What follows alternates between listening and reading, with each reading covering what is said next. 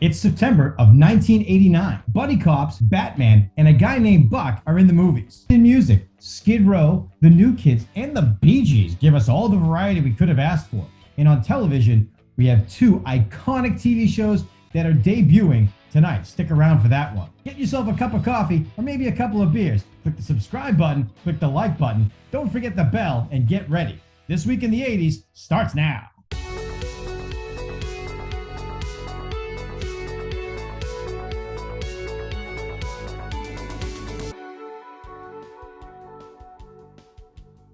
The movies this week in September of 1989 were pretty good. You had drama, comedy, sci-fi. What's not very good was the number one movie. I don't know why that's there. We'll talk about that in a little bit.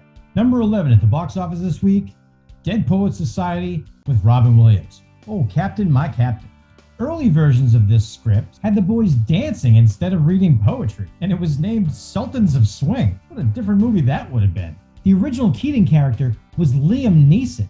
They ended up changing directors, and the new director wanted Robin Williams instead, so he switched him out. I can see Liam Neeson playing Professor Keating. He would have done all right. Roger Ebert trashed this movie, complained up and down the river about Robin Williams and how he was too Robin Williams for the Keating role. In response, Robin Williams was nominated for the Academy Award for Best Actor. Peter Weir was nominated for the Academy Award for Best Director. Dead Poets Society was nominated for the Academy Award for Best Picture, and it won the Academy Award for Best Original Screenplay.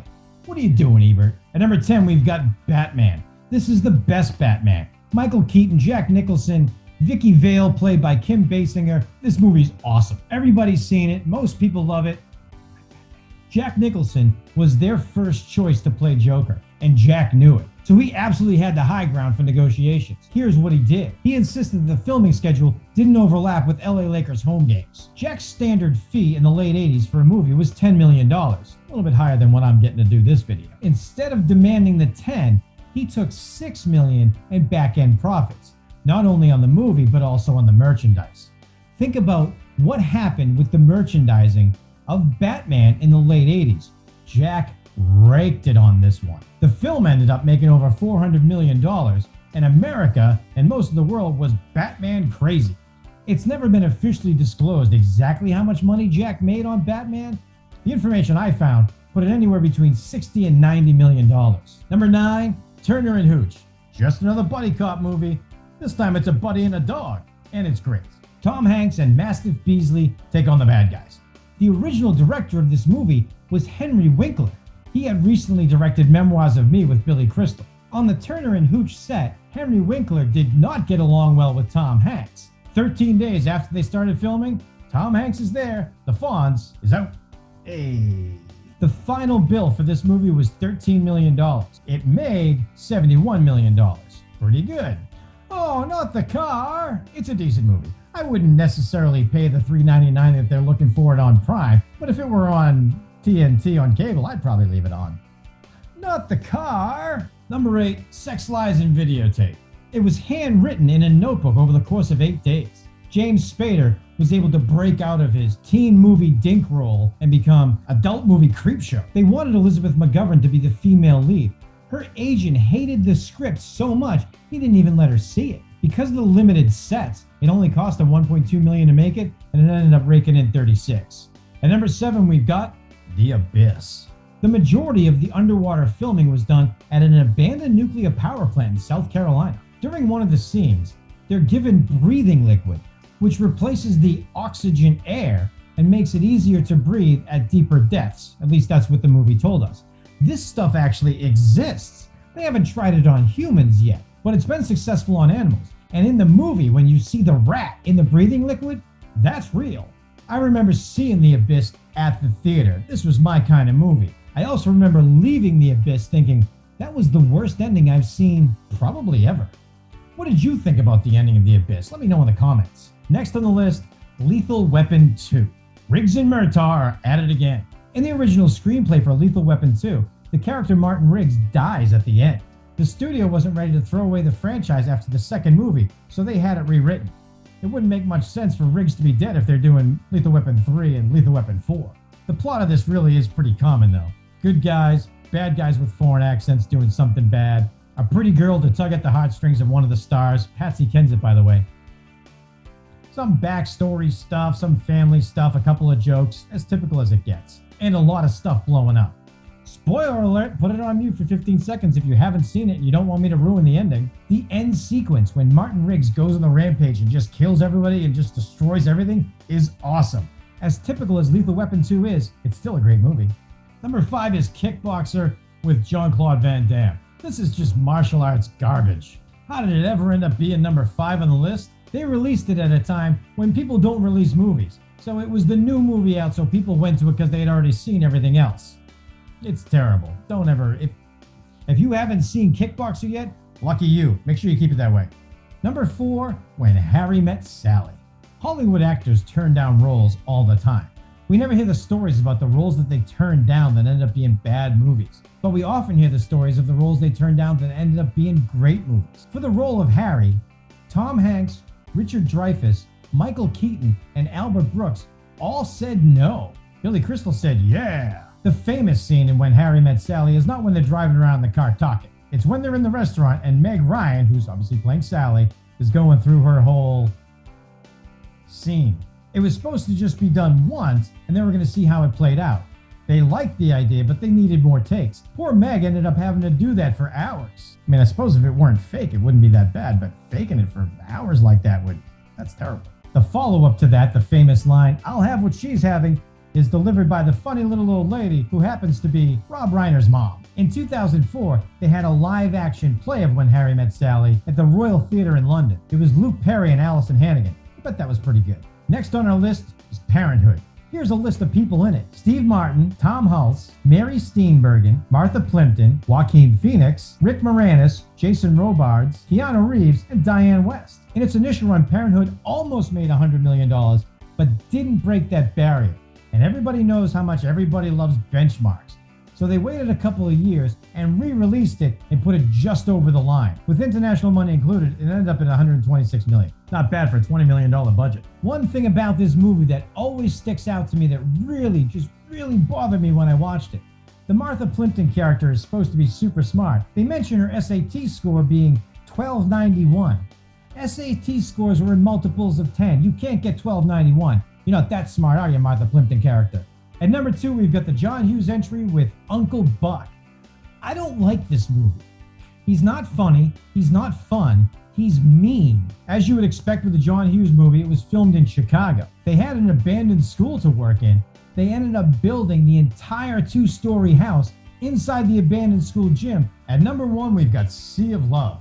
Al Pacino returns to the big screen after 4 years of hiatus, which was basically him in hiding because his previous movie from 1985, Revolution, was terrible. Sea of Love did well. Co-starring Ellen Barkin, it grossed over $100 million, splitting it almost evenly with the US and international box office receipts. It's a forgettable movie. It doesn't stand out. I know I saw it. It's just your typical cop movie. I think it ended up being number 1 because it was Al Pacino, because the story wasn't that great and it was sort of bland. Despite what I think about it, it's the only Pacino movie from the 80s that didn't earn a Razzie nomination.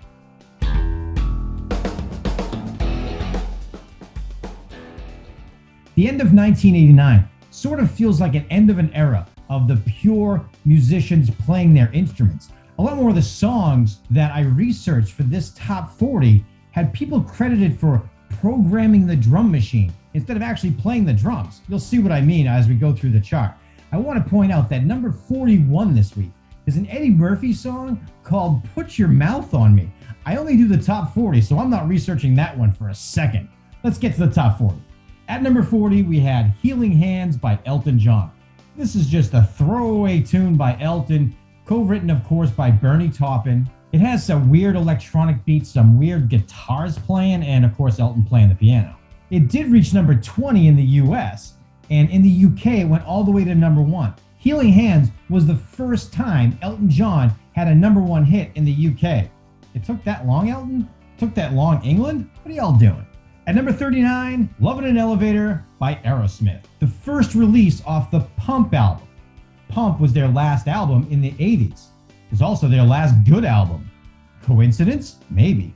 According to a recent Rolling Stone poll, I'm just kidding, I'm never going to cite Rolling Stone for literally anything.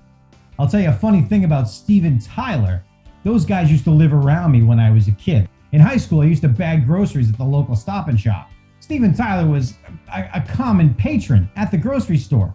And I can tell you this, he dresses the same to go buy bread and milk as he does on stage. I'm talking the leather pants, the bandanas, the feather clips, everything. You knew when Steven Tyler was in the store. Number 38, Rock With You by Bobby Brown. At 37 is Michael Morales with What I Like About You. I saw that and I thought, Michael Morales doesn't sing What I Like About You. The Romantics sing What I Like About You. When the Romantics released What I Like About You, it was 1979 going into 1980. It turned out to be a big hit, but not until 82, 83 when MTV really popped it into the rotation. What I Like About You was big on MTV, but not so big on the radio or the Billboard charts for the Romantics. When it was released again by Michael Morales in 1989, it actually did better on the Billboard charts than the Romantics' original version. At 36, we've got Tears for Fears with Sowing the Seeds of Love. This is basically a Beatles ripoff song beginning to end. The only way this could sound more like the Beatles is if they had Paul, John, Ringo, and George performing it themselves. The Seeds of Love is the follow-up album to songs from The Big Chair that had Shout, Everybody Wants to Rule the World, Head Over Heels, lots of great tunes. Tears for Fears tried to reinvent themselves as a more political band. Sowing the Seeds of Love is in response to Margaret Thatcher's third term. For some reason, this song ended up reaching number 2 on the Billboard Top 100. It's a super average tune. I don't know why people like it. At 35, we've got Roxette, Listen to Your Heart. That's about as love ballad as you can get from a song from that Swedish duo off their Look Sharp album. The historic part of this song is that it's the first song to reach number 1 in the US without the 7-inch record being available. There was no 45. You either bought the album, bought the CD, or you got the cassette single. But you couldn't get the 45 of Listen to Your Heart by Roxette. At 34, we've got Once Bitten, Twice Shy by Great White. Sean Sweet, a kid from my small neighborhood, died in that fire at the station in Rhode Island. Sean was a nice kid. He grew up to be a nice person. He was 28 years old at the time. He's a hard-working guy. He loved rock and roll. He went to that show that night and didn't come home. Sean, I'm sorry this happened to you. You deserve better. 33, Jody Watley with Eric B. and Rakim. Somebody did something really bad to Jody Watley for her to come out with this tune. The whole song is about how bad friends can be. Adding in Eric B. and Rakim is one of the first times that we've got singing and rapping at the same time on the charts. At 32, we've got I Like It by Dino.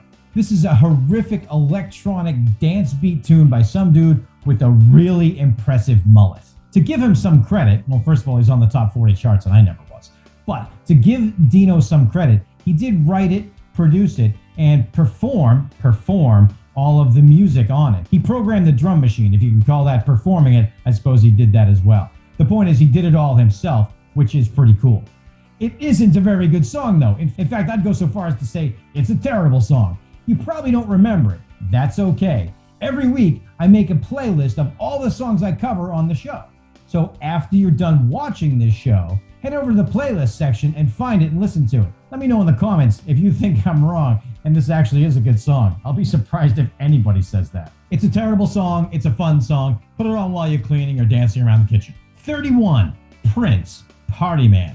It's another song off the Batman soundtrack. It was playing when Joker and the boys were trashing the art gallery. I like a lot of Prince music, but this dance funk stuff isn't for me. If you want a great tune off of a Batman soundtrack, go a couple years later and find Hold Me, Thrill Me, Kiss Me, Kill Me by U2. Put that one on and crank it. At 30, we've got True Love by Seduction. No, I didn't remember it either. Here's how it worked. A few studio guys got together and laid down a few tracks, figured that they would put it out for dance mixes and play it at local clubs. It turned out that this song actually was popular, and then they wanted to promote it, but they couldn't promote it without really a band. They just made it in the studio. So they put together a band. They called it Seduction. It was 3 pretty sex appeal girls. None of them were really the best singers, and certainly it wasn't the woman who was singing on the actual song. That was behind the scenes, Martha Wash. They didn't even put her in the credits. Martha sings the song, it hits the charts. The video has 3 other girls dancing and pretending to be singing it, and they don't even give her the credit for it. Terrible. You won't be surprised to know that a little while later, the same thing happened. One of the guys involved in this production was David Cole. He went on to also create that CNC Music Factory disaster in the early 90s. Same thing.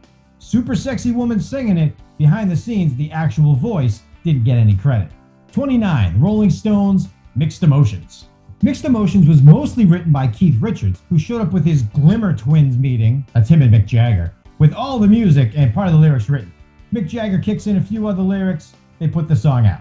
It was the first song released off of the Mixed Emotions album. It ended up going all the way to number 5, and it was the last time the Rolling Stones had a new song in the top 10. At 28, we've got Expose with When I Looked at Him. Expose was a Latin pop dance trio in the 80s and 90s. They don't get talked about enough. When I Looked at Him was more on the ballad side than their usual dance tunes. Expose doesn't get nearly enough credit for what they achieved in the 80s and 90s. When I Looked at Him was their 6th consecutive top 10 hit. Why aren't they talked about more? 27 was Bobby Brown with On Our Own. This was the theme song for Ghostbusters 2. Ghostbusters 1 was a great movie, the theme song was awesome. Ghostbusters 2 was sort of a crappy movie, and the theme song sort of crappy too. 26, Babyface, It's No Crime. Babyface wrote and produced 26 number 1 hits on the R&B charts. It's No Crime was his first solo release. Produced in the New Jack Swing style that made him so famous, It's No Crime ran all the way up to number 7. 25, one of my favorites of all time, Tom Petty, Running Down a Dream. Well, it's not that Running Down a Dream is one of my all-time favorites, but Tom Petty certainly is. Running Down a Dream is the second release off his first official solo album. So no longer is it Tom Petty and the Heartbreakers, it's just Tom Petty. Even though on the album, some of the Heartbreakers still played the instruments. Also involved with helping him out on his first solo album was Jeff Lynne from ELO and the Traveling Wilburys. Speaking of Babyface, number 24, Karen White with Secret Rendezvous. This is a dance tune. It was probably a bunch of fun in 1989. It couldn't possibly be more common or forgettable. Sorry, Karen. 23, Don Henley, The End of the Innocents. How adult contemporary is this song? It's slow, it's meaningful, and it's an old guy singing it. He had heard Bruce Hornsby's debut album and really wanted to work with him. Henley set up a meeting and went over and hung out with Bruce at his house. When he got there, Bruce played him a few songs on the piano, the music to this being one of them. Gave him the cassette. Don drove home listening to it. When he got home, he had written half the song already. The next day, it was almost done. 22, The Cure with Love Song. How does a band who's so incredibly known for depressing the life out of us come out with a song called Love Song about being in love and have it be popular? At 21, we've got Grayson Hugh with Talk It Over. Grayson Hugh wrote the song, but Olivia Newton-John released it first as Can't We Talk It Over in Bed. Later in the year, Grayson Hugh released it himself as Talk It Over. It was also a hit. Really strange. They're very different songs, and obviously if you're going to pick one or the other, you're going to pick Olivia Newton-John. I'm going to put both of them in the playlist. Listen to them both and see what you think. At 20, we've got Young MC with one of my favorite rap songs of all time, Bust a Move. Okay, Smarty, go to a party. Basically, everybody loves this song. You know that Young MC was born in England? I mean, why would you? But anyway, that's something interesting about him. I don't think I've ever met someone who doesn't like this song. And most people know at least one of the lines to it. Don't just stand there. Bust a move. At the 1990 Grammy Awards, this won for Best Rap Song. And it should have. Number 19, Starship. It's Not Enough. You know what, Starship? It is enough. It was enough back when you were Jefferson Airplane. None of this should have happened. Please. 18, Fine Young Cannibals. Quick, think of a Fine Young Cannibal song. How about Good Thing? All right, that's one. Give me another one. That's easy. She Drives Me Crazy. All right, that's two. What was their third one?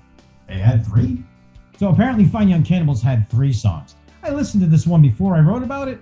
I'd never heard it before. Some people did though. At number 17, we've got Michael Bolton with Soul Provider. Listen, Michael Bolton music is not for me. I've never liked it. I've never been interested in it. I've never sought it out. When it used to be played on Muzak in the grocery stores, I would roll my eyes, but you always end up learning the words. It's not like 16-year-old me was running around belting out contemporary adult tunes like Michael Bolton anything.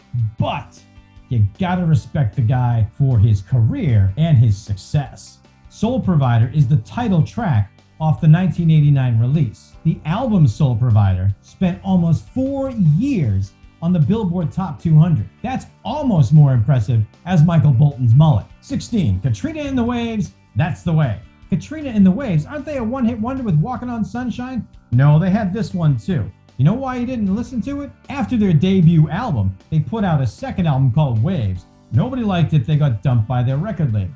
Then they convinced a different record label to give them another shot. This is what they gave us. Ended up at number 16 on the Billboard charts is pretty impressive. This song is awful though. Here's some of the lyrics. I'm just gonna read them to you. Dabble dally, shilly shally. Slow down, this ain't no race car rally. Bit by bit, inch by inch, cool your heels, we're hanging fire.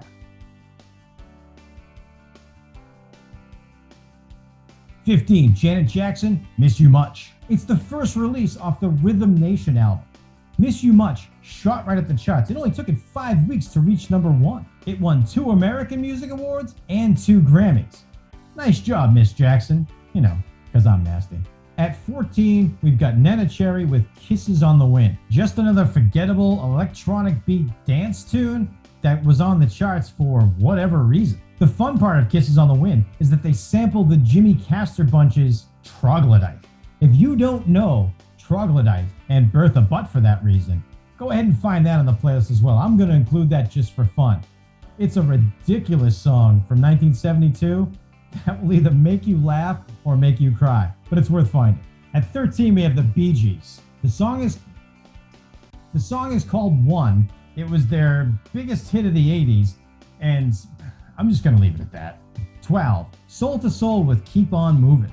Originally, Karen Wheeler was supposed to be the featured artist, but instead of giving it the featuring designation, they just added her to the group. Number 11 is Right Here Waiting by Richard Marx. You might remember this one from your last trip to the dentist. Richard Marx knows that he plays dentist office music. In fact, he jokes about it, so it's not like I'm hurting his feelings. It's also not like he's going to be watching this. Richard Marx was on the road and wrote this in 20 minutes and sent it to his girlfriend. It wasn't supposed to be on an album or a hit or anything like that, but his friends heard it and said, "Richard, this is a pretty good song. You should probably release it." He put it on the Repeat Offender album and it went up to number 1. Here we go with the top 10. Number 10, Madonna with Cherish. Cherish ended up being Madonna's 16th consecutive top 5 hit. That's impressive. It might have gotten to number 1, but Janet Jackson's Miss You Much kept it out. You don't really expect this sort of cheesy bubblegum pop from Madonna in the late 80s, but that's what she gave us, and it worked. At number 9, At number 9, we've got Jeff Healey with Angel Eyes. It was the first song that was released off of his debut album. Recording this album took a little bit longer than others might have, because they had to keep stopping to go over to the set to continue working at the Double Deuce. In Roadhouse, that's Jeff Healey and his band behind the chicken wire playing for Dalton. Number 8, 18 in Life from Skid Row. Sebastian Bach and the boys released this one in June, and it kept climbing right up the charts. It's one of 3 songs off their debut album, which also included Youth Gone Wild and I Remember You. I saw Skid Row open for Bon Jovi, and they rocked. At number 7, we've got Cher, If I Could Turn Back Time. If you're a Cher fan, put me on mute until you see me go like this, and then take me off of mute, because I'm going to say some things about Cher that you might not like. This video is a disgrace. The USS Missouri was where the Japanese surrendered to the US after World War II. When they were planning this video shoot, everything on the storyboards had Cher in some sort of a jumpsuit, some sort of semi-classy outfit. The Navy approved the video shoot on the USS Missouri as a recruiting tool because in 1989, they didn't have any advertising money, so they thought this would help. They get all the lights set up, they get all the music set up, they get all the sailors on the ship, and here we go. Cher comes out wearing something that one of the corner girls down on L Street would be embarrassed to be seen wearing in public. It never should have happened. They should have reshot the whole thing. On top of that, it's a pretty crappy song. All right, Cher fans, you can come back. Number 6, Paula Abdul, Cold Hearted. He's a cold-hearted snake. Another release off of Forever Your Girl, another number 1 hit for Paula Abdul. In checking out the music on this one, it turns out, like a lot of other songs on this list, it was someone's job to program the drum machine. It says a lot about this chart. At 5, we've got a band called Surface and a song called Show Me With Your Love. If this song wasn't included in a Disney movie with a Disney princess singing it, Somebody missed a great opportunity. Cool for these guys. It got up to number 5.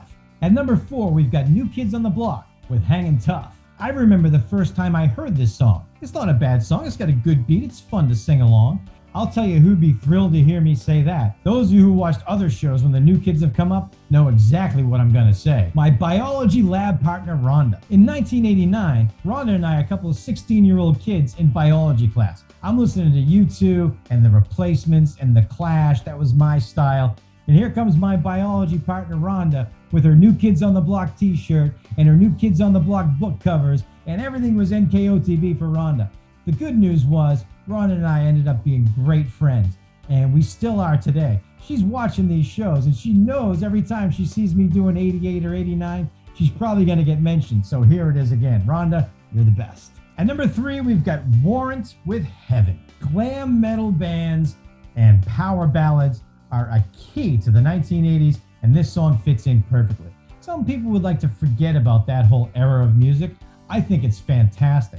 And the best part about it was when a song like this would come on at the school dances. At number 2, it's Milli Vanilli with I'm Gonna Miss You. Oh, Rob and Fab, you guys were awesome, even though you were just dancing and lip syncing. Let's look beyond all the BS that came with that and just focus on the song. This song caught fire around the world. I'm Gonna Miss You Girl reached number 1 in Austria, Belgium, Canada, the Netherlands, and Switzerland.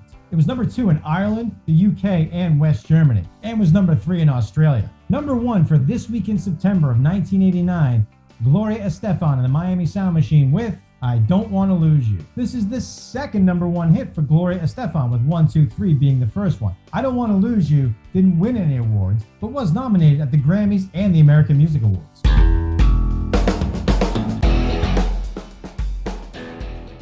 It's Friday night, September 22nd, 1989. What are you watching on television? I'll tell you what I was doing on Friday night in September of 1989. I was at the mall, or I was at my friend's house, or we were in somebody's basement probably drinking. I was 16 years old. I wasn't sitting around watching TGIF, but a lot of people were. So let's take a look at what they had to choose from. ABC, 8 o'clock.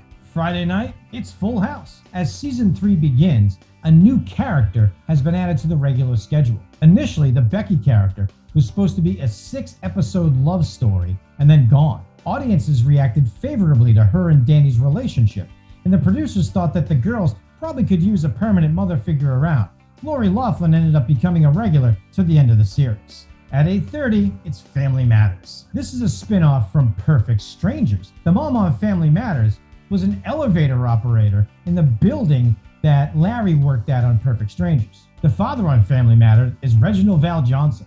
There are 2 places you know Reginald Val Johnson from. He's a cop in both of them. Do you know him as Carl Winslow, the cop on Family Matters? Or do you know him as Al Powell, the cop from Die Hard? On this specific date, September 22nd, 1989, the first episode of Family Matters aired. CBS, 8 o'clock, Snoops. Tim Reed, good old Venus Flytrap from WKRP, and his real-life wife, Daphne, are detectives solving crimes and adding in some comedy as well. It also debuted tonight, but it didn't do as well as Family Matters. It only lasted 1 season. Sorry, Venus. NBC offered us Baywatch.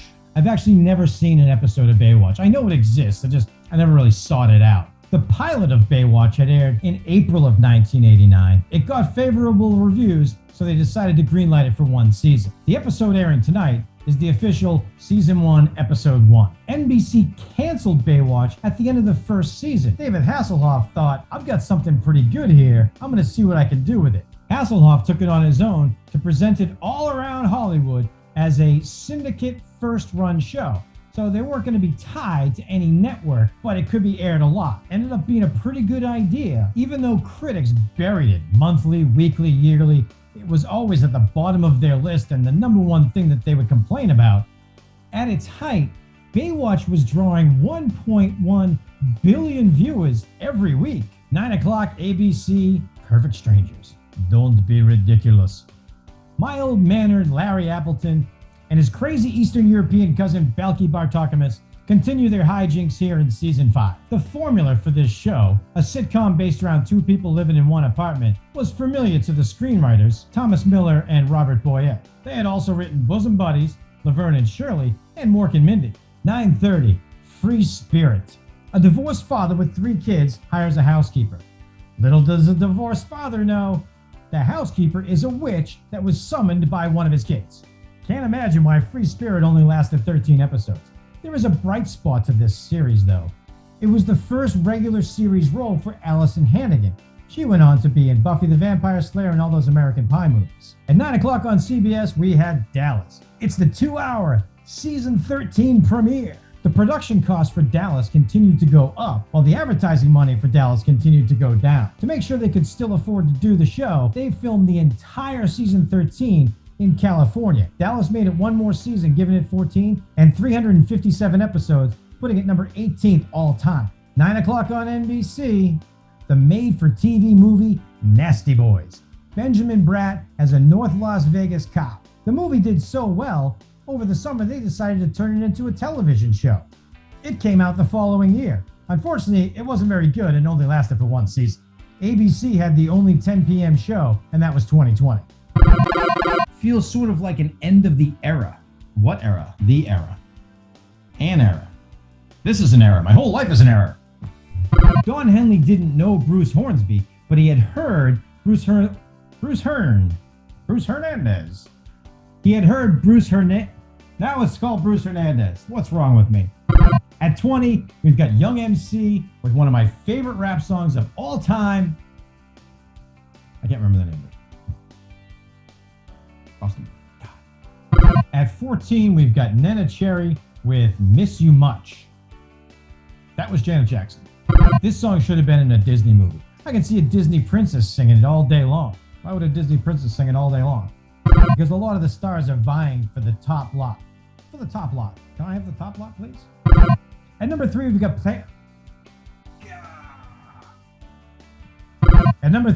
Parenthood. Parenthood. Rick Moranis, Martha with Dallas and Nasty Boys. Hang on, before you go, click that and subscribe to my show. And click that and watch the next episodes. I'll see you soon.